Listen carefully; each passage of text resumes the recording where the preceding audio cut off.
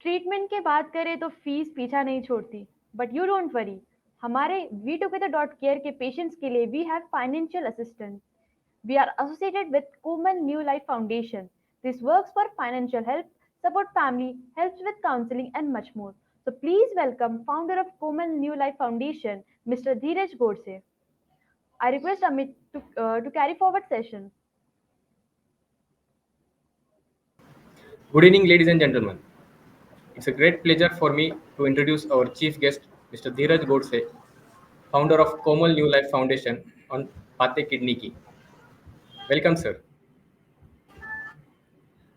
Objective of Komal New Life Foundation is granting financial assistance for kidney transplant to create public awareness about organ donation, raising resources to promote Thank you, organ Amit ji. donation, and to counsel families to victims to donate organ for their loved ones. धीरज जी को बहुत सारे awards मिले हैं, वो बहुत सारे award से सम्मानित हुए हैं। उनमें से कुछ है national youth icon award, rotary international पुरस्कार, प्रेरणा स्रोत व्यक्तिमुक्त पुरस्कार, जैन सामाजिक पुरस्कार और राजश्री शाहू महाराज सामाजिक पुरस्कार। Yeah. So, welcome all of you. Myself, Dheeraj Godse, and I am a founder of Common Life Foundation. And जैसे कि सर ने अभी बताया कि कॉमन लाइफ फाउंडेशन जो है वो 2017 से common organ donation awareness and transplant के बारे में काम करता है। सो ये जानने से पहले थोड़ा जर्नी बताना ज़रूरी है कि हम ऑर्गन डोनेशन अवेयरनेस क्यों कर रहे हैं और कोमल न्यू लाइफ फाउंडेशन के कुछ एम्स है। तो कोमल न्यू लाइफ फाउंडेशन क्या करता है कि कुछ अवेयरनेस करता है क्रिएट सोसाइटी में, उसी के साथ ट्रांसप्लांट करने के लिए पेशेंट्स को काउंसलिंग और गाइडलाइन करता है, साथ साथ ही फाइनेंशियल असिस्टेंस भी पेशेंट्स को देता है। क्योंकि जो ट्रांसप्लांट का खर्चा है बहुत ज़्यादा है, तो ये 3 पैरामीटर पे कॉमन न्यू लाइफ फाउंडेशन काम करता है। सो फर्स्ट ऑफ ऑल आपको जर्नी के बारे में बताना चाहूँगा कि 2015 basically I am a mechanical engineer and 2015 में after my marriage within 3 months of marriage मेरे वाइफ जो थी Komal Pawar Godse, so she diagnosed with primary pulmonary hypertension. So what is primary pulmonary hypertension? यहाँ पे लंग्स खराब होना शुरू होते हैं। अभी तो हमें कोविड की वजह से मालूम है कि आईएलडी है, फाइब्रोसिस है, लेकिन 2015 में इतना लंग डिसीज के बारे में कुछ मालूम नहीं था। तो suddenly we diagnosed with severe pulmonary hypertension, और जब हम हॉस्पिटल में एडमिट हुए तब डॉक्टर्स ने हमें बोला कि शी हैज, उसके पास बहुत कम टाइम है, so we can not do anything. हम उसको कुछ ट्रीटमेंट के लिए भी कुछ नहीं कर सकते क्योंकि उसके लंग्स खराब हो चुके हैं। तो इस कंडीशन में फिर हमने सोचा कि हाँ, मेडिकल साइंस इतना आगे है तो हम कुछ और ट्राई कर सकते हैं। Basically we are from Satara which is near Pune. So we moved to Pune. Then after Poona में ट्रीटमेंट लेने के बाद भी वहाँ पे कुछ वही रिजल्ट्स आ रहे थे, तो we shifted to Mumbai, then Delhi, Bangalore. Just we are searching. तो हर जगह पे हमें यही चीज़ सुनाई देती थी कि हम कुछ नहीं कर सकते और उसके पास बहुत टाइम कम बचा है। सो ऐसे करते करते लास्ट में हम पहुंच गए चेन्नई में, जहाँ पे हम डॉक्टर संदीप अत्तावर जी से मिले, और वहाँ पे उन्होंने फर्स्ट टाइम हमें बताया कि हम इसको एक सॉल्यूशन ढूंढ सकते हैं, और वो है लंग ट्रांसप्लांट। जैसे कि आपको पता है 2015 के बाद जो हमारा जर्नी था 1.5 साल का, तो बहुत स्ट्रगल था उसमें, जैसे कि हर पेशेंट को रहता है। आज मैं यहाँ पे इसलिए हूँ कि बहुत सारे पेशेंट्स डेली में काउंसिल करता हूँ, तो वही डेली उनके प्रॉब्लम्स जानने को मिलते हैं और वो कितना सफ़र करते हैं।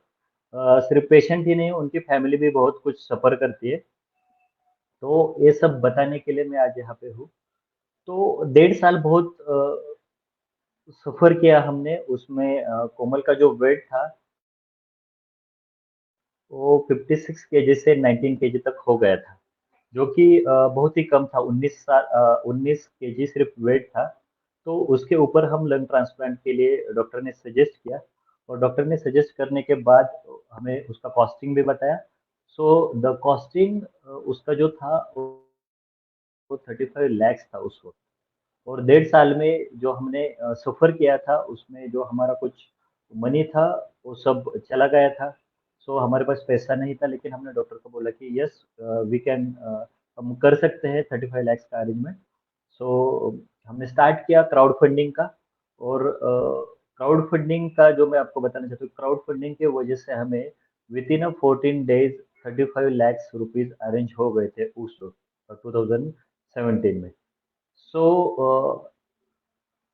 जब डॉक्टर ने बोला था कि लंग ट्रांसप्लांट करना है और उसके लिए हमने पैसे जमा किया, धीरे-धीरे कोमल की तबीयत खराब हो गई थी और सडनली डॉक्टर ने डायग्नोस किया कि उसका हार्ट भी फेल हो गया है। तो हमें एक ही साथ हार्ट एंड लंग ट्रांसप्लांट करना पड़ेगा।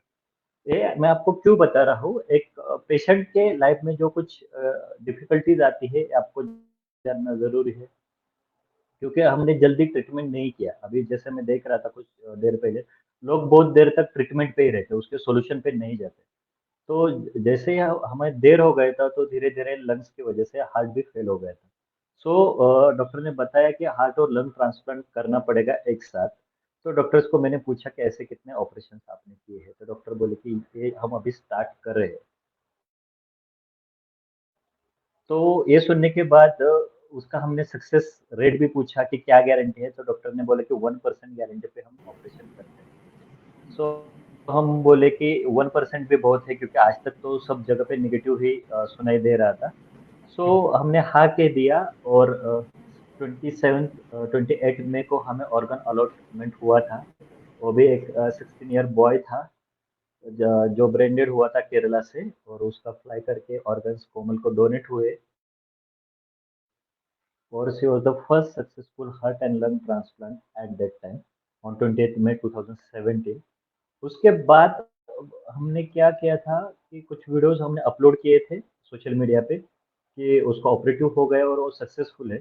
तो हमें लगा था कि हम ही एक पेशेंट है। लेकिन जैसे-जैसे हमने अपलोड किया, वैसे हमें रोज़ कॉल्स आने लगे कि कुछ पेशेंट्स हैं हमारे पास। कि वो बोल रहे थे कि हमारा लंग्स खराब है, हमारा किडनी खराब है, हमारा लिवर अभी डैमेज है, तो हम क्या कर सकते हैं? तो जब हमने देखा कि ट्रांसप्लांट की इतनी सारे पेशेंट्स है, तो उनको एक पाथ देना प्रॉपर ज़रूरी था। तो हमने 28 दिसंबर 2017 को कोमन फाउंडेशन का इनॉग्रेशन किया, फाउंडेशन किया। और उसी दिन से लगभग आज तक, मतलब 2020 तक हमने लगभग 3,500 पेशेंट को काउंसलिंग किया है। उसमें से 300 patient heart and lung transplant हो गए हैं और 1500 किडनी और लिवर के पेशेंट्स का ट्रांसप्लांटेशन हो गया है। दैट्स ये ग्रेट, करना ग्रेट टू बहुत ज़रूरी था उस वक़्त। Yes, thank you. ये करना ज़रूरी था, क्योंकि हमें लगा उस वक़्त सिर्फ़ ये हम अकेले हैं। जब आज हम देखते हैं, जैसे कि आज आपका प्लेटफ़ॉर्म है, कितने सारे पेशेंट हैं। आज मेरे साथ लगभग 3000 किडनी पेशेंट्स कनेक्टेड है मेरे साथ। तो वही है, उनका डेली प्रॉब्लम्स आते हैं किडनी पेशेंट्स को, डायलिसिस का इश्यूज़ है, फिस्टुला का इश्यूज़ है, प्री ट्रांसप्लांटेशन प्रॉब्लम्स है, पोस्ट ट्रांसप्लांटेशन प्रॉब्लम है। और क्या रहता है कि जब वो फैमिली में हमारे कोई मेडिको अगर नहीं रहता है, तो हम वहाँ पे ज़ीरो रहते हैं। हमें कुछ इन्फॉर्मेशन नहीं रहता है। तो इसी वजह से एक फाउंडेशन का हमने स्टार्ट किया था।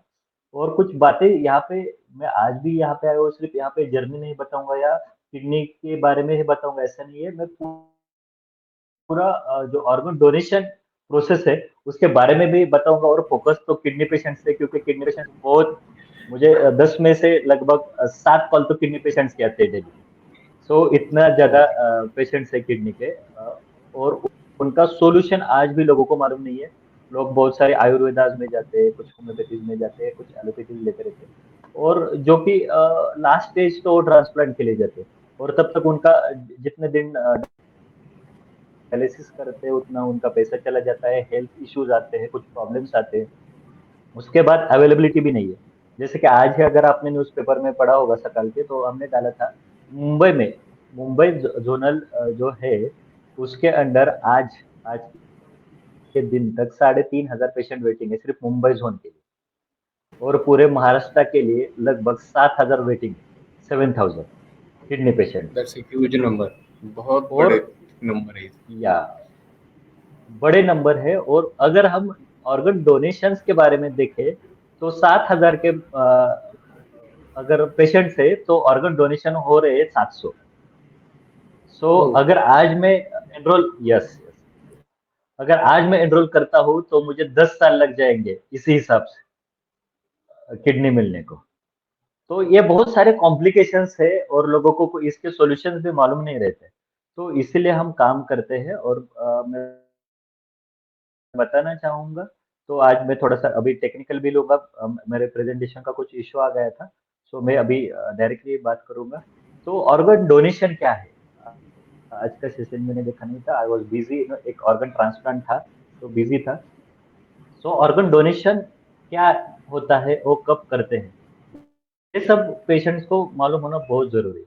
क्योंकि मुझे आज भी फोन आते हैं कि सर एक हमारे अंकल है या हमारे दादा है, वो चले गए हैं और हमें ऑर्गन डोनेशन करना है। सो ऐसे कॉल भी आते हैं, तो क्योंकि लोगों को मालूम नहीं है, उनकी अच्छी विश है उनको डोनेशंस करना है, लेकिन उनको मालूम नहीं है कि कब डोनेशंस कर सकते हैं। तो उसकी वजह से कॉल आते हैं।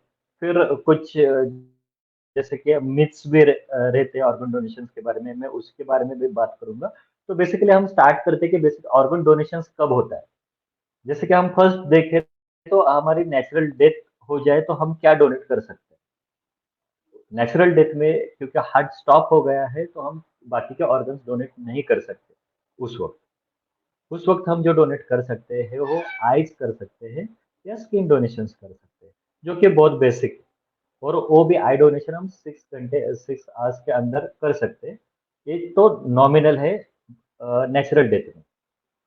उसके बाद उसी के रिलेटेड जो आता है वो बॉडी डोनेशन आता है। तो बॉडी डोनेशन के लिए भी हमें कॉल आते हैं।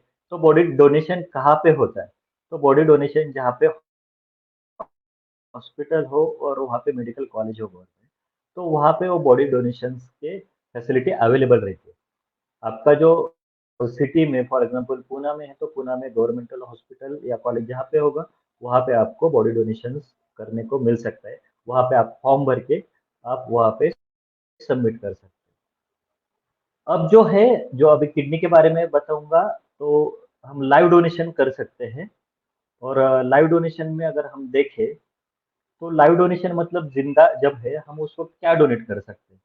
तो जैसे कि हम सबको मालूम है कि हमें दो किडनीज है, तो दो किडनीज में से एक किडनी हम डोनेट कर सकते हैं।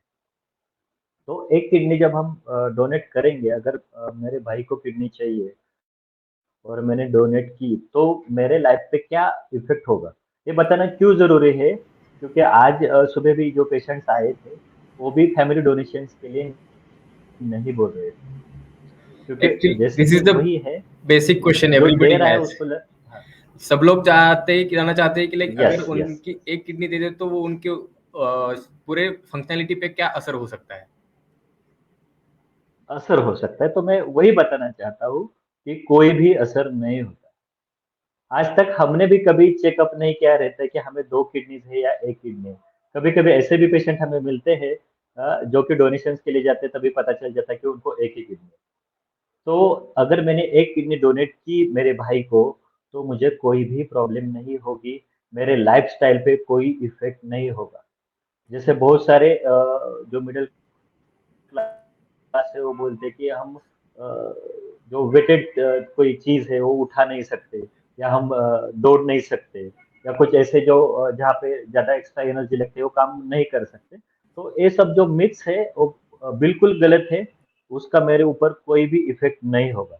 दूसरा जो क्वेश्चन वो पूछते हैं वो है मेरा लाइफ एक्सपेक्टेंसी पे कुछ इफेक्ट होगा। जैसे हमने बचपन में सुना था, दो में से अगर एक किडनी निकाल दो तो मेरा लाइफ 50% हो जाएगा। मतलब मैं 80 साल जीने वाला था तो अभी 40 साल जीऊंगा। ये मैंने बचपन में सुना था। ऐसे मिथ्स बहुत सारे हैं, ऑर्गन यस डोनेशन के रिलेटेड लोगों में डर बना हुआ है। यस, ये तो आज मैं क्योंकि हमारे जो ऑडियंस है, जो लोग देखते हैं वो मिडिल क्लास या नॉर्मल फैमिलीज से होते हैं, जिनमें कभी दिक्कत नहीं आती, तो उनके मन में क्वेश्चन आना जरूरी है। तो इसलिए मैंने सोचा कि कुछ जनरल चीजें भी बताऊं, क्योंकि उनको वही लगता है अगर मैंने एक किडनी दे दी तो मैं सपोज फॉर एग्जांपल 70 साल जीने वाला था, तो अभी मैं 40 40 साल तक ही जीऊंगा, उसके बाद नहीं। तो ऐसा कुछ नहीं होता है।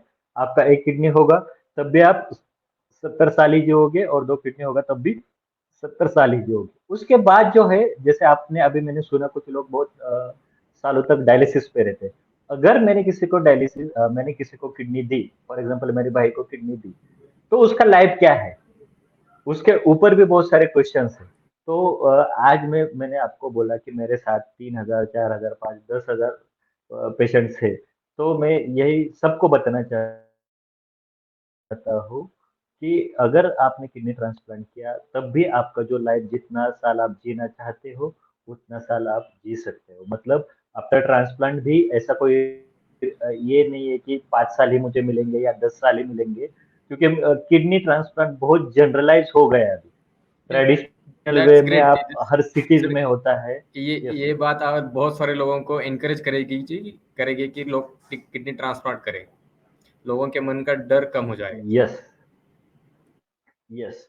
उसी के बेसिस एक क्वेश्चन है कि वो किडनी ट्रांसप्लांट के लिए क्यों नहीं जाते। तो सबसे बड़ा क्वेश्चन है फाइनेंस। क्योंकि लोगों को लगता है कि किडनी अगर ट्रांसप्लांट करना है तो मुझे 20 25 30 लाख रुपए लगेंगे। तो बिल्कुल ऐसा नहीं है। तो किडनी ट्रांसप्लांट का भी अगर हम जनरलाइज कॉस्टिंग देखें तो 4 से 10 लाख तक आता है, 4 से 12 लाख तक आता है। वो हॉस्पिटल टू हॉस्पिटल चेंज होता है। ओके। और उसमें भी हम गवर्नमेंट्स के फैसिलिटीज ले सकते हैं। मतलब कुछ सीएम फंड रहेगा, कुछ पीएम फंड रहेगा, या कुछ एनजीओज रहेंगे जो हमारी तरह जो आपको ट्रांसप्लांटेशन के लिए फाइनेंशियल हेल्प आउट करते हैं। तो ये भी किया तब भी आपको बहुत कम पैसा लगेगा अगर ट्रांसप्लांट के लिए जाना हो। तो बहुत सारे आप ही सोचो कि जैसे अभी 20 साल कोई डायलिसिस कर रहा है, तो टोटल नंबर उसका कॉस्टिंग कितना गया होगा, आप सोचो। और जो तकलीफ रहती है डायलिसिस की, जो हर एक पेशेंट जाता है, वो बहुत सारी तकलीफ से गुजरता है। पिस्टूला का रहता है, बहुत सारी तकलीफ रहता है। हफ्ते में 3 बार आपको डायलिसिस करना है। ये बहुत कॉम्प्लिकेटेड चीजें हैं, और उसका एक सिंपल सॉल्यूशन है कि आप ट्रांसप्लांट के लिए जा सकते हो। लेकिन लोग ट्रांसप्लांट के लिए नहीं जाते। उसके बाद लाइव डोनेशन में दूसरा जो एक टाइप था किडनी के बारे में और भी मैं बताऊंगा, लेकिन ये बताना भी जरूरी है कि लिवर ट्रांसप्लांट भी होता है लाइव डोनेशन में। तो जैसे कि किडनी तो दो है, किडनी दो में से हम एक दे सकते हैं, लेकिन लिवर तो हमारे पास एक ही है। तो हम उसके लिए क्या कर सकते हैं। Right, right okay. Sir. So liver is one of the organ जो रीजनरेटिव है। रीजनरेटिव का मतलब है उसका अगर 1/3 पार्ट कट करके मैंने मेरे भाई को डोनेट किया, तो मेरा जो कट हुआ वो लिवर भी अपने आप ग्रो होता है, और जो 1/3 पार्ट मेरे भाई को दिया है वो भी नॉर्मल साइज में उसका ग्रो होता है। सो ये बहुत लोगों को मालूम नहीं रहता कि लिवर का डोनेशन ऐसे हो सकता है। ओके। और जैसे कि आप आज भी, मैं बता सकता हूँ, मुझे कॉल आते हैं, या कल मैंने कुछ पोस्ट डाला था उसके बाद भी, सर आपके पास किडनीज है क्या अवेलेबल। एक जनरल क्वेश्चंस रहता है। हाँ, क्योंकि जब भी कोई पेशेंट्स रहता है तो लोगों को ऐसा लगता है कि अगर हम एनजीओ चला रहे तो हमारे पास किडनीज है, या किसी के पास किडनीज है। जैसे कि लोगों ने सुना रहता है किडनी रैकेट चलते थे, या कुछ ऐसी चीज, कुछ बहुत ही निगेटिव चीजें लोगों ने सुनी है। तो लोग वो भी ट्राई करते कि है क्या। तो उसके लिए हमारे पास कॉल आता है। तो कोई भी किडनी ऐसे प्रिजर्व करके नहीं रख सकता। अगर आपको अगर कोई बोल रहा है कि मैं आपको किडनी अवेलेबल करके देता हूँ, तो वो भी पॉसिबल नहीं है। राइट। ये समझना बहुत जरूरी है, क्योंकि बहुत सारे लोग इसमें फंस जाते हैं। Yes, there are many people who will misguide. लोग उनको पैसों के लिए कुछ भी बोल देते हैं, and people are drawn into a depth because of this. वो सारे पैसे चले जाते हैं, already they are running into financial crunches, and because of this for yes people they land into trouble. Yes. Because everyone to live, so everyone वो try करेंगे कहाँ पे कुछ ऑर्गन्स मिलते हैं क्या। तो ऐसे ऑर्गन्स सेल नहीं होते हैं। उसके लिए प्रॉपरली कुछ गवर्नमेंटल ऑर्गेनाइजेशन है जिसके through a process carried out होता है पूरा। और मेरे प्रेजेंटेशन में था, मैं बाद में आपको शेयर कर सकता हूँ जो आप सभी के साथ साझा कीजिएगा। तो जो ऑर्गन डोनेशन की जो कमिटीज रहती है वो जो नेशनल लेवल पे रहती है उसका नाम है नोटो, NOTTO। तो नोटो का काम है पूरा नेशनल लेवल पे ट्रांसप्लांट के बारे में रूल्स बनाना और उसका जो प्रोसेस है प्रॉपरली एग्जीक्यूट करना। लेकिन एट कंट्री के लेवल पे एक कमेटी काम नहीं कर सकती, तो उसके लिए उसका कुछ डिस्ट्रीब्यूशन किया है। उसका डिस्ट्रीब्यूशन क्या है, रीजनल वाइज, उसके बाद स्टेट वाइज और स्टेट में जोनल वाइज। जैसे कि फॉर एग्जांपल मैं महाराष्ट्र का बताऊंगा तो महाराष्ट्र में अभी क्या है, 4 जोन्स है। पुणे, मुंबई, नागपुर और औरंगाबाद। तो बाकी के डिस्ट्रिक्ट जो है उसको अटैच किए हैं। तो अगर कहाँ पे भी ऑर्गन अलॉटमेंट होता है या आज मैं रजिस्टर करता हूँ, तो आज महाराष्ट्र स्टेट में एक वेटिंग लिस्ट रहेगी, उसके ऊपर मेरा नाम आ जाएगा। मेरा ब्लड ग्रुप जो कुछ बाकी के बेसिक चीजें है और उस पे बताई जाती है और वो एनलिस्ट की किया जाता है जेपीसीसी के लिस्ट के ऊपर और नोटो के ऊपर। सो ऑल इंडिया लेवल पे एक ही लिस्ट रहती है जो कि डिस्ट्रीब्यूटेड रहती है regional, state and zonal wise. ये भी बहुत जानना जरूरी है। कोई कोई ऐसा बोल सकता है कि इसने पैसे दिए इसलिए उसको किडनी मिली, ऐसा कुछ नहीं होता, क्योंकि एक सिंगल लिस्ट रहती है जो सबको विजिबल रहती है, जो आप लोग देख सकते हो, आपको आपका वेटिंग लिस्ट नंबर मालूम रहता है। Okay.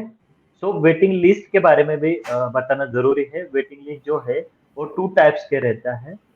First one is a general waiting list और another one is supra urgent list. तो अभी फॉर एग्जांपल मैंने आज बोला कि मुंबई में ही जोनल में 3,500 लोग वेटिंग पे है किडनी के। तो आज अगर मैं मुंबई में जोनल में ऐड होता हूँ किडनी के लिए, तो मेरा नंबर है 3501। सो मेरे आगे 3,500 लोग हैं आज। ओके। तो ये लोगों को जानना बहुत जरूरी है। जितना जल्दी हम रजिस्टर करेंगे, अगर फैमिली में मैच नहीं होता है, अभी फॉर एग्जांपल मैं किडनी के बारे में भी बताता हूँ। अभी जैसे फैमिली डोनेशंस के बारे में हम बता रहे थे, तो फैमिली में आप अपने अगर ब्लड ग्रुप भी सेम नहीं रहेगा तब भी आप किडनी डोनेट कर सकते हो। उसके लिए कुछ टेस्ट रहते हैं और बाकी की चीज रहती है, मेडिकल चीजें रहती है और डॉक्टर्स आपको बताते हैं, कुछ इंजेक्शन या कुछ ट्रीटमेंट्स रहते हैं वो आपको लेने पड़ते हैं। जैसे मेरा ए है, मेरे भाई का भी है, वो देना चाहता है। जैसे ए अगर मेरे फैमिली में है तो ए तो मुझे देगा ही और वो भी देगा। लेकिन अगर बी है, मैच नहीं हो रहा है, तब भी आप दे सकते हो। उसमें भी अगर प्रॉब्लम आ जाए तो कहाँ कहाँ हॉस्पिटल में भी स्वैप प्रोसेस भी रहता है। स्वैप प्रोसेस फॉर एग्जांपल भी मैं आपको बताना चाहता हूँ, किडनी पेशेंट के लिए बहुत जरूरी है। म- मुझे मेरे भाई को किडनी देनी है लेकिन मैच नहीं हो रही है, और अमित सर के भाई को अमित सर को देनी है लेकिन वो मैच नहीं हो रही है। लेकिन अमित सर के मेरे भाई को मैच हो रही है और मेरी किडनी अमित सर के भाई को मैच हो रही है। तो इस कंडीशन में हम किडनी स्वैपिंग का प्रोसेस कर सकते हैं। ये बहुत अच्छी चीज़ है क्योंकि बहुत सारे लोग उनके फैमिली में डोनेट करने के लिए रेडी है but they are not aware of the correct process कि like swap kidney transplant is yes, available. This will be really helpful. Yes, sir इसके रिलेटेड सारी इंफॉर्मेशन यस। कहाँ पे मिल सकती है? इसके रिलेटेड आप एनजीओ को अगर कॉल कर सकते हो, या कुछ गवर्नमेंटल ऑफिशियल साइट्स पे भी है, जैसे नोटो का है, तो नोटो के ऊपर भी आपको पूरी इंफॉर्मेशन देखने को मिलेगी। जो हमारा ट्रांसप्लांट थोआ जो एक्ट था हमारा, transplant of human and organ transplant का जो एक्ट है 2014, तो उसमें सब चीजें बताई गई है कि आप किसको फर्स्ट डिग्री सेकंड डिग्री तक ऑर्गन्स दे सकते हो, नहीं दे सकते, पूरा प्रोसेस जो है ट्रांसप्लांट के बारे में, ऑर्गन डोनेशन के बारे में। तो थोआ एक्ट जो है हमारा, जो ट्रांसप्लांट का एक्ट है 2014, पहले 1994 में था, उसके बाद अमेंडमेंट हुआ 2004 में, और उसके बाद आज हम यूज कर रहे हैं तो 2014 का एक्ट यूज कर रहे हैं। तो आपने अगर गूगल सर्च भी किया थोआ एक्ट 2014, तो आपको पूरा डिटेल्स आ जाएगा उसमें।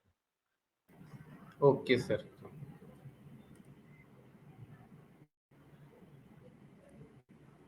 ओके।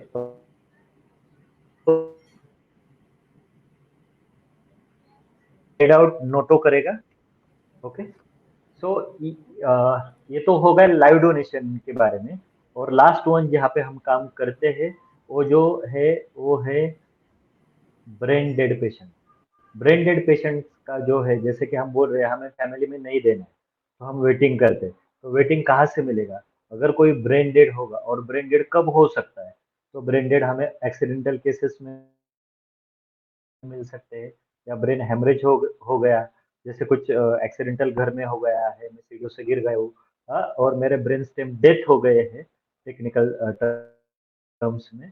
तो उस वक्त मेरा ब्रेन डेड हो गया है, लेकिन मेरा जो हार्ट का पंपिंग हो वो वेंटिलेटर पे चालू है। अगर हार्ट मेरा चालू है तो बाकी के ऑर्गन्स भी ठीक है। उस वक्त हम 2 kidneys, 1 liver, 1 heart, 2 lungs, pancreas, तो ये सब ऑर्गन जो है हम डोनेट कर सकते हैं। और हम यहाँ पे ही काम करते हैं brain dead patient okay, it's के ग्रेट ऊपर। Great to hear this. और सर, ब्रेन डेड भी, ऐसी सिचुएशन में अगर हमें कांटेक्ट करना है तो क्या प्रोसेस रहेगा? ब्रेन डेड पेशेंट्स के ऑर्गन डोनेशन में किडनी ट्रांसप्लांट करनी है तो उसमें प्रोसीजर क्या रहेगी, और what all things needs to be yes considered?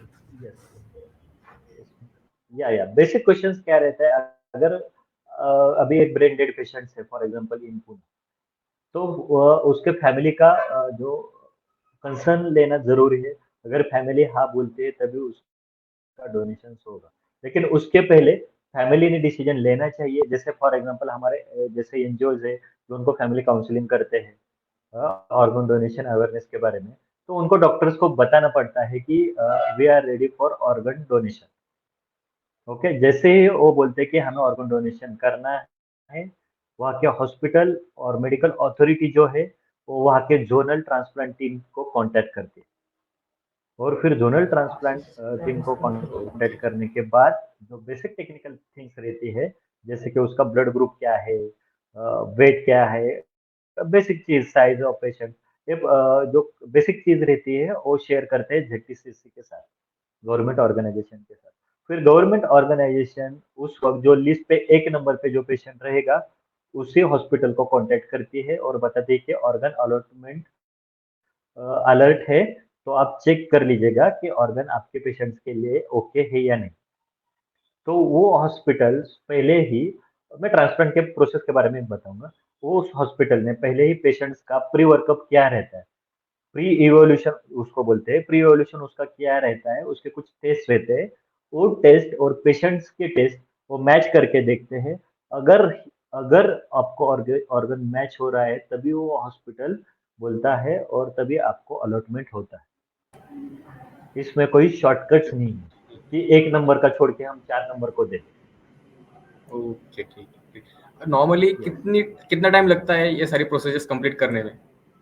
हाँ, जब ब्रेन डेड हो जाता है पेशेंट, तो this is not very easy. अगर यहाँ का कोई प्राइवेट हॉस्पिटल है, वहाँ पे ब्रेन डेड पेशेंट है, और उसने बोल दिया कि चलो, न्यूरोलॉजिस्ट है और उसने बोल दिया कि ब्रेन डेड है, तो डायरेक्टली आके फिर वहाँ पे रिट्राइव करना है, ऐसा नहीं रहता। उसको रिट्राइव करने के लिए रिट्राइवल एंटी ऑरसी सेंटर भी होता है, जहाँ पे ऑर्गन सिर्फ रिट्राइवल कर सकते हैं, वहाँ पे ट्रांसप्लांट नहीं कर सकते। तो एंटी सेंटर पे उसको बॉडी को ले जाया जाता है, और वहाँ पे वो सच में ब्रेंडेड है या नहीं, उसके लिए एक एपनिया टेस्ट रहती है। तो एपनिया टेस्ट कैरिड आउट की जाती है 2 टाइम्स। मतलब जब आपने बोल दिया है कि हमें डोनेशन करना है, फिर वो पहले देखते हैं कि वो सच में ब्रेंडेड है या नहीं। उसके बाद 6 घंटे बाद, after 6 hours, they again doing the same thing, वो अगेन अपने टेस्ट करते हैं, और दोनों अगर टेस्ट के रिजल्ट पॉजिटिव आते हैं तभी ऑर्गन डोनेशन हो जाता है। उसके बाद ही अलर्ट जाता है। तो इस पूरी चीज में लगभग 24 to 36 आवर्स लगते हैं ऑर्गन डोनेशन होने के लिए। ओके, इन सच के kidney patients those are for receiving exam, and transplant, उनको रेडी रहना चाहिए। यस यस, क्यों, इसलिए hospitals are always saying that if you are registered in Pune, so you will be here only in Pune. Yes.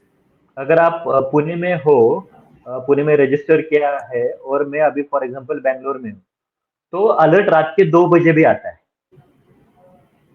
तो रात के 2 बजे हम फ्लाइट पकड़ के हाँ 4 घंटे के अंदर यहाँ पे नहीं आ सकते, क्योंकि अवेलेबिलिटी ऑफ फ्लाइट वैसे नहीं रहती। तो वही दिक्कत है कि जब आप रजिस्टर करते हो उसी वक्त आपको उसी हॉस्पिटल के या उसी सिटी में रहना पड़ता है, क्योंकि ऑर्गन का अलर्ट जो है वो कभी भी आ सकता है। ओके। और कभी कभी या कभी कभी क्या होता है, जैसे क्या सेम क्वेश्चन रहता है, किसी किसी पेशेंट्स को अलर्ट आ जाते हैं 1 टाइम 2 टाइम 3 टाइम्स, और फिर रिजेक्शन आ जाता है, क्योंकि क्या रहता है, जो इवोल्यूशन टीम है डॉक्टर्स की, जब वो ऑर्गन लेने के लिए जाते हैं तब अगर उनको पता चला कि organ is not up to the mark, तो वो रिजेक्ट कर देते हैं। तो वो भी हमें जानना जरूरी है, क्योंकि बहुत सारे पेशेंट्स को ऑर्गन अलॉटमेंट होते हैं, उनको अलर्ट आते हैं और फिर हॉस्पिटल बोलते हैं कि आप हमने ऑर्गन नहीं लिया। तो इस वजह से भी वो कुछ टेंशन में आ जाते हैं या डिप्रेशन में आ जाते हैं, या कुछ नेगेटिव सोचते हैं, हमारा ऑर्गन किसी और को तो नहीं गया, ऐसे सोचते। तो ऐसा नहीं होता है। डॉक्टर्स अगर प्रॉपरली अगर ऑर्गन मैच हो रहा है उसी वक्त ऑर्गन ले लेते it's great process. In process में ऑर्गन डोनेशन और ऑर्गन ट्रांसप्लांट में एक बहुत ही बड़ा चीज आती है, वो एक फाइनेंशियल मैनेजमेंट। तो लोग पैसे कहाँ हैं। से यस मैनेज कर सकते हैं? From where can we get help from the government, state government, central yes government? या this is the one of the best question, क्योंकि क्या है, सब कुछ हम कर सकते हैं, पेशेंट भी रेडी रहता है, लेकिन फाइनेंशियल मैनेजमेंट करना ट्रांसप्लांट केस में बहुत मुश्किल है, at the time of transplant and after transplant also. Okay. तो इस केस में फॉर एग्जांपल आप फॉर एग्जांपल जिस स्टेट में है वहाँ पे आपको मेडिकल रिलीफ फंड रहता है, तो आप वहाँ पे डायरेक्टली जा सकते हो, अप्लाई कर सकते हो। उसके फॉर्म जो है आपको ऑनलाइन अवेलेबल रहते हैं, तो आप ऑनलाइन फॉर्म सबमिट कर सकते हो। तो उस स्टेट का उस पर्टिकुलर ऑर्गन ट्रांसप्लांट के लिए कुछ अमाउंट ऑलरेडी फिक्स रहता है। फॉर एग्जांपल हम महाराष्ट्र की बात कर सकते हैं, फॉर एग्जांपल किडनी ट्रांसप्लांट है, तो वो आपको 1 लाख रुपए तक देते हैं किडनी ट्रांसप्लांट के लिए। ओके। लिवर ट्रांसप्लांट के लिए 3 लाख देते हैं, हार्ट या लंग्स रहेगा तो 5 साढ़े 5 लाख तक देते हैं। तो which is depend on each state. Her state में अलग अलग रहता है स्टेट का जो मेडिकल। Yes yes. तो आपको वहाँ पे पूछना पड़ेगा, या फिर आपको गवर्नमेंटल जैसे कुछ एनजीओ रहते हैं या हॉस्पिटल्स रहते हैं, वहाँ पे आपको इसका इंफॉर्मेशन मिल जाता है कि कितना फाइनेंस मिल सकता है। उसके बाद जो है, अगर स्टेट लेवल पे हुआ, उसी के बराबर आपको सेंट्रल में भी आपको फंड मिलता है। तो सेंट्रल में फंड मिलने के लिए आपको क्या जरूरी है, हॉस्पिटल और सेंट्रल से टाइप होना चाहिए, उसका रजिस्ट्रेशन होना चाहिए सेंट्रल गवर्नमेंट के साथ, तभी वहां पे आपको फंड मिल जाता है। ओके। उसके बाद जो है वो बेसिकली कुछ एनजीओ जो इसमें काम करते हैं, तो आपको एनजीओ भी वो फाइनेंशियली आपको हेल्प आउट करते हैं। जैसे कॉमनवेल्थ फाउंडेशन कल ही पेशेंट हमने देखा था कि फाइनेंस हम करते हैं। उसके बाद अगर जो है तो लास्ट ऑप्शन हम क्राउड फंडिंग भी करते हैं। क्राउड फंडिंग के लिए ऑनलाइन बहुत सारे पोर्टल्स रहते हैं, आप उसके ऊपर रजिस्टर करके उसका लिंक जो है वो फॉरवर्ड कर सकते हैं। जैसे कि वो हमारे पास आ गया तो हम उसको फॉरवर्ड कर देते हैं। उससे पहले आपको डॉक्यूमेंट्स रेडी करना पड़ता है। उसके बाद आप जो अप्रोचेस है कुछ कंपनीज को भी कर सकते हैं। कंपनी कंपनीज भी आपको इसमें हेल्प आउट करती है। अगर पेशेंट से अगर उसके डॉक्यूमेंट्स ऑल क्लियर है तो कंपनीज भी उसका खर्चा उठा सकती है, या कुछ ग्रुप से जो इसके ऊपर काम करते हैं ट्रांसप्लांट के ऊपर, तो वो भी आपको कुछ ना कुछ अमाउंट 10%, 5%, 15%, 20%, जो उनका जो कुछ स्ट्रैटेजी रहेगा उसके ऊपर वो आपको हेल्प आउट कर देते ये बहुत ही अच्छी इन्फॉर्मेशन है सर। और सर हैं। एक यस बार किडनी ट्रांसप्लांट होने के बाद से, किडनी ट्रांसप्लांट के लिए हमें फंडिंग मिल गया, what about post yes transplant? उस पोस्ट ट्रांसप्लांट यस जो ट्रीटमेंट है उसके लिए हम फाइनेंसेस कैसे मैनेज करें? यस। फॉर एग्जांपल आप अगर बोलोगे किडनी ट्रांसप्लांट के, तो हर महीने का खर्चा फिर भी एक 5 to 8 थाउजेंड तो आता ही आता है मेडिसिन का, मेडिसिन। क्योंकि टैक्रोलिमस यस, इम्यून सप्रेशन रहते हैं, एंटीवायरल, एंटीफंगल, एंटीबैक्टीरियल मेडिसिन रहते हैं। तो इसका खर्चा भी ज़्यादा आता है। तो पोस्ट ट्रांसप्लांट के लिए आप सीएसआर एक्टिविटी जो है, तो उसके हिसाब से आपको अप्रोच करना पड़ेगा। So companies will pay for 6 month और 1 ईयर ऐसे मेडिसिन्स आपको फ्रीली दे देते।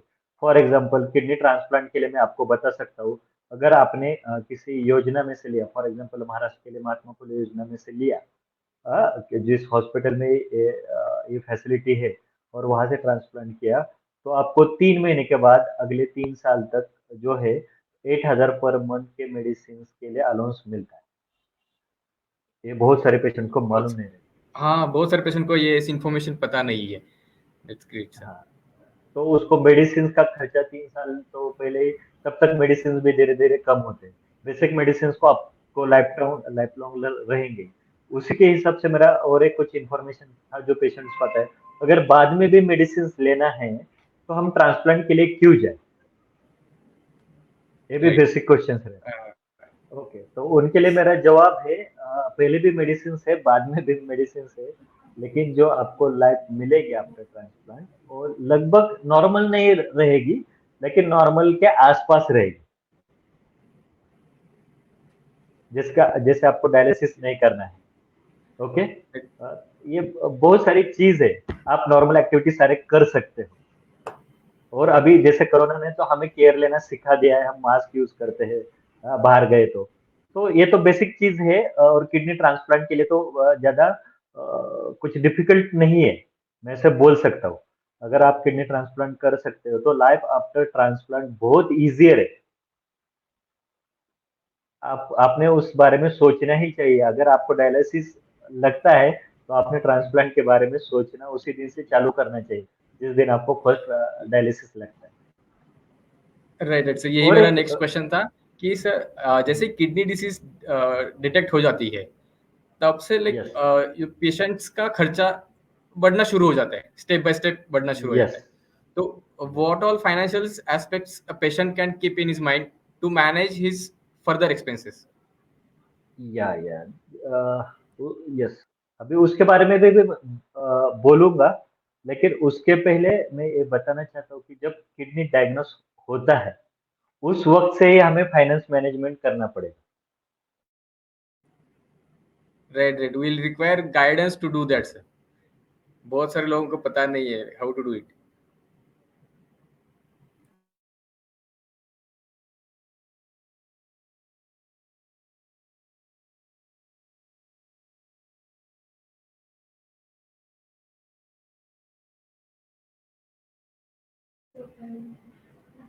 I think Dheeraj sir is having some yes, network issue. Yeah Hi सब sir, network sir, you're issue. back. हाँ, या तो फाइनेंस के बारे में उसी दिन से हमने सोचना चाहिए और कैलकुलेशंस भी हमने करनी चाहिए। For Right example sir. कि आज, हाँ, आज डायलिसिस अगर हम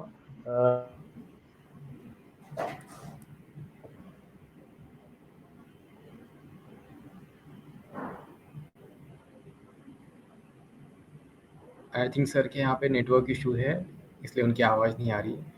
We'll wait for some more time.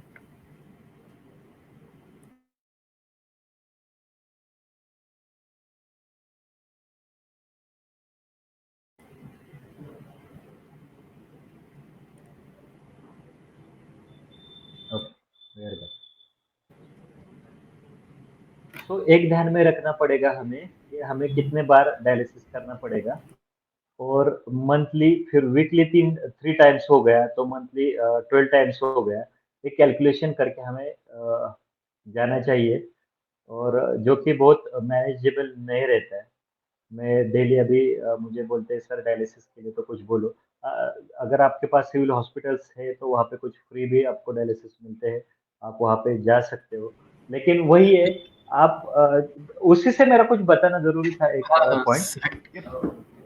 so we have sir one of the question like civil hospitals में like, all the civil hospitals do they have free dialysis और उसका number या कितना है जहाँ या पे फिर डायलिसिस, उसकी या प्रोसेस तो वो क्या है? 3 डायलिसिस फ्री देते हैं। ओके। फ्री डायलिसिस, हाँ, फ्री देते हैं। तो हमें वहाँ पे अप्रोच कर सकते हैं हम वहाँ पे civil hospital. And I think Maharashtra government has also started dedicated free dialysis centers in every district. Not at, अगर हम देख सकते हैं तो अभी तक वो नहीं हुआ है, लेकिन उनका कुछ लिमिटेशंस है, they are Okay. Limited for number of dialysis. तो उसके बारे में भी हम सोचना चाहिए कि लिमिटेशंस है और लास्ट में हमें ट्रांसप्लांट के लिए ही जाना है। आप सोच रहे होगे मैं बार बार ट्रांसप्लांट क्यों यूज कर रहा हूँ, क्योंकि आई नो, मैं हम डेली इसमें काम करते हैं। हाँ, जैसे कुछ समय की बात करते हैं, अगर 5-10 साल पहले अगर कुछ डायलिसिस पेशेंट मिलता था तो जिसका किडनी खराब हुआ, तो उस वक्त उसका जो सिवियरिटी है वो बहुत स्लोली स्लोली था। हाँ, it is all about lifestyle और वी डोंट नो। तो उसका पहले धीरे धीरे वो 5 साल, 10 साल, 15 साल तक भी डायलिसिस पे जाता था। लेकिन आज जब हम पेशेंट्स देखते हैं, अगर आज डायग्नोस हो गया है तो अगले मंथ में ही वीकली 3 टाइम्स वो डायलिसिस पे जाता है। तो वो बहुत फास्ट है, जो उसकी सिवियरिटी है वो बहुत फास्ट है, जैसे पहले नहीं थी। ये भी हमने सोचना चाहिए। जो पहले ट्रेडिशनल मेथड्स में थे वो बहुत स्लो रहते थे, इसलिए डॉक्टर्स ऑलवेज से दैट कि आप डायलिसिस कर लो, डायलिसिस कर दो, लास्ट स्टेज पे हम ट्रांसप्लांट का देखेंगे। लेकिन आज का जो लास्ट स्टेज है वो बहुत जल्दी आ रहा है, और पेशेंट को हमें वो Okay, okay. समझाना, हाँ, या काउंसलिंग करना बहुत डिफिकल्ट होता है, क्योंकि वो लास्ट तक चले जाते हैं, और जब उसका पूरा तबीयत खराब हो जाए उसके बाद उनको ट्रांसप्लांट के बारे में पता चलता है, और देन वो फाइनेंस के बारे में देखते हैं, फिर ऑर्गन्स के इतने सारे इश्यूज है। हाँ, क्योंकि मैं डेली देखता हूँ फैमिली फैमिली में माँ बाप, बेटा या भाई बहन एक दूसरे को देने के लिए तैयार नहीं रहते।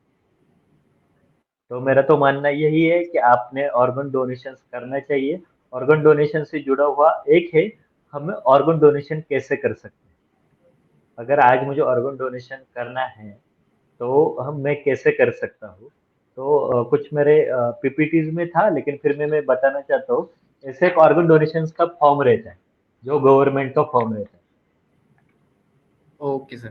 ओके, Public Health तो Department. ये तो या तो आपको कहाँ पे भी अवेलेबल हो जाएगा। उसी के साथ आपने डायरेक्टली सर्च किया नेट पे, तब भी आपको ये ऑर्गन डोनेशन फॉर्म मिल सकते हैं। वहाँ पे 2 विटनेसेस रहते हैं जो हमारे फैमिली मेंबर होने चाहिए, और ऐसे डोनर कार्ड्स मिलते हैं। Okay. Okay, this is Commonwealth foundation donation card. So आप इसको डोनेशन कार्ड को अपने जेब में रख सकते हो। अगर मेरा डेथ अनफॉर्चुनेटली हो गया एक्सीडेंट से, तो हाँ. मेरा ऑर्गन डोनेशन होना चाहिए। और ये जो चीज है, अभी यहाँ पे भी मिथ्स है। अगर मैंने फॉर्म भरा है ऑर्गन डोनेशन का, तो मेरा हम्म. ऑर्गन डोनेशन होना ही होना है। Okay, Okay. ऐसे कुछ हम्म. लोग सोचते हैं। तो कल एक 2-3 दिन पहले मुझे कॉल आया था कि मेरे बेटे ने ऑर्गन डोनेशन का फॉर्म भरा है, तो प्लीज आप उसे कैंसिल कर दीजिएगा, उसके ऑर्गन डोनेट हमें नहीं करने। तो Okay, okay. हमें बता या तो लोगों का ऐसा समझ है कि वंस हमने अगर ऑर्गन डोनेशन का फॉर्म भरा है तो हमें ऑर्गन डोनेट करने ही पड़ेंगे। तो ऐसे नहीं होता है। This is just awareness form. हम जस्ट हमारी विश फैमिलीज को बता रहे हैं, अगर मैं चला गया तो आप मेरे ऑर्गन डोनेट कर सकते हैं। और उनके ऊपर डिपेंड रहेगा कि ऑर्गन डोनेट करने ही या नहीं। अगर मेरा कितना भी विश है कि मुझे ऑर्गन डोनेशन करना है, लेकिन मेरे माँ बाप ने अगर कंसेंट नहीं दिया आफ्टर माय ब्रेन डेथ, तो कुछ नहीं कर सकते। और अगर कुछ लोगों के ऐसे भी क्वेश्चंस रहते हैं, मैंने फॉर्म नहीं भरा है लेकिन मुझे ऑर्गन डोनेशन तो करना था, तो उस वक्त भी हम ऑर्गन डोनेशन कर सकते हैं। हाँ जिसने सर, ऐसी फॉर्म भरा सिचुएशन नहीं में होगा, लोग लोग रेडी है, लेकिन they are not aware of the procedure. उन्होंने प्रोसीजर पहले की नहीं है, पता नहीं, इसलिए तो व्हाट या best we can do for them. So वही है कि उन्होंने डॉक्टर्स को बताना है कि हमारे पेशेंट्स का ऑर्गन डोनेशन करना है, लेकिन हमने फॉर्म भरा नहीं। जैसे मैंने अभी जस्ट बोला था कि this is just awareness process. So आपको जस्ट आपका जो विश है ऑर्गन डोनेशन का, वो डॉक्टर्स को बताना है, या हमारे जैसे एनजीओ को कॉल करना है कि हमें ऑर्गन डोनेशन करना है।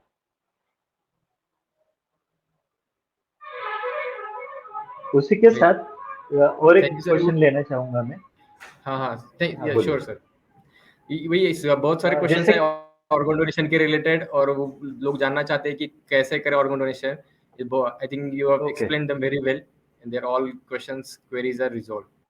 So you can take yeah the next please question. Please please.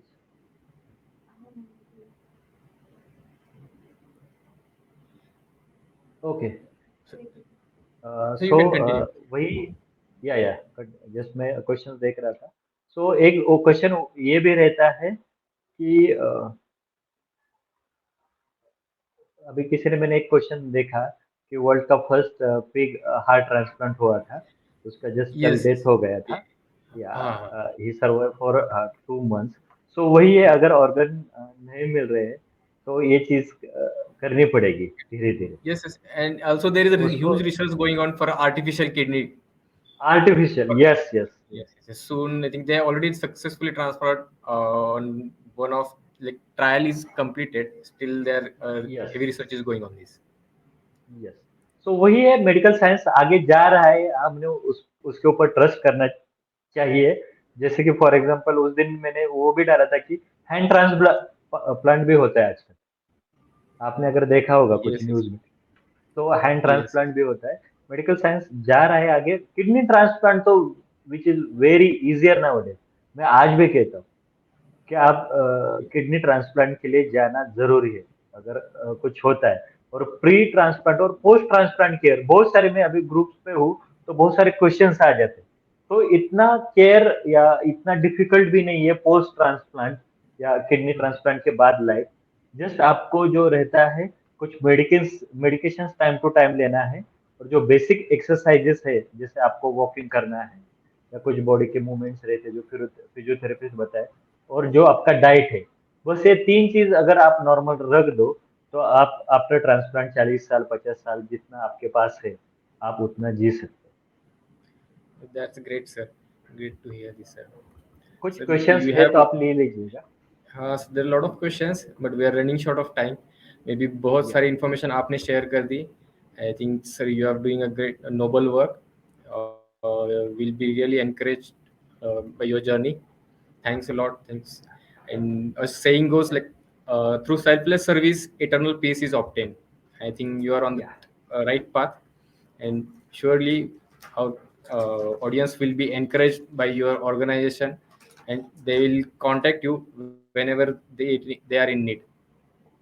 Yeah, and we together really care all the patients who are in need, definitely. Yes, our platform definitely supports all kidney patients. We are always ready to help them in whatever possible ways. Just for last sentences of mine, कि अगर Sure. किसी भी kidney patients को कोई भी help चाहिए financially या कुछ गाइडलाइन चाहिए तो आप डायरेक्टली कॉल कर सकते हो। अगर बहुत ही नीडी पेशेंट्स है तो हम मैक्सिमम या फुल अमाउंट भी उसका पे करने को ट्राई करते हैं। तो अगर कोई किसी को फाइनेंस असिस्टेंट चाहिए तो डेफिनेटली कोमन फाउंडेशन को आप कॉल या कांटेक्ट कर सकते Sure, sure, sir. Thanks a lot for this information, sir. We'll ask our patients to contact you, and we'll place all the contact information on our portal. And also, sir, I request you, sir, your presentation, please share with us so that I'll place it हो। या on surely our surely. platform so all our audience can view it. Yeah, yeah. This is that also very informative information is there in slides, so I will definitely share with you. Yeah. Okay. Thank you, sir. So, on behalf of We Together platform, I extend a really hearty vote of thanks to our chief guest, Mr. Dheeraj Godse, founder of Komal New Foundation. Thank you, sir, for offering your valuable advice and guidance. This will be surely helpful to our audience on WeTogether.care. Now, I hand over Thank you. this to Simran.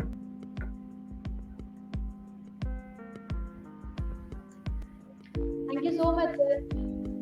It was very warming to have you on this. And from our Beautiful team, we want to present you this momentum and this caricature. Yeah. Thank you. Thank you. Thank you. So यहाँ हम लोग हमारा event and करते हैं। We want you all to join vtogether.care today, and so that you can keep updated with the new transplant theories, methods, all impactful treatments which we are going to have. So thank you so much.